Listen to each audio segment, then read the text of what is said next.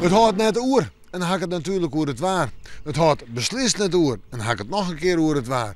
Ja, en dit waar wat we nou hebben, horen we voorlopig ik. We lezen in een gebied met al je lege drukgebieden. Dat jouw draai, dat jouw buien, onstabiliteit. En dat gebied dat zal voorlopig ik lezen doen. Je geldt voor Scandinavië, je geldt voor Oost-Europa, je geldt voor Engeland, Britse eilanden, Uzomkrieten. Nou ja, joen en vannacht. Een peer buien, maar ik een peer opkleding, stiedelijk mag zeggen. En de temperaturen zijn allemaal 13 graden. De zuidelijke wind die is matig en vrij krachtig. En het geldt vooral voor het kustgebied. En dan moeten we daar.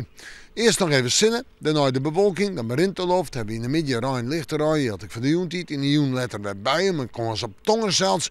En de temperaturen zouden bij de 19 graden heen. Kan op plak een graadje heger of leger worden. Maar ik denk ja, de leger omdat die bewolking toch wel de oren had. En de wind die zal matig wezen. In de joentijd zelfs krachtig. En dan uit zuidelijke richting en het zuidwest. Zetten we terug naar het vooruitzicht. Als ik vreed onder de loep neem, dan hebben we vreed wel de zinnen erbij en rond op buien, maar ik een de wind, dus een waarschuwing voor de wetensporter. En zeggen we een sneeuw en sneeuw, dan is het betien wie het waar. Rijn, lichte rijn, droge perioden en de temperaturen, ja, die gaan richting de 18 graden op vreed, 16 graden op sneeuw, 18 graden op sneeuw.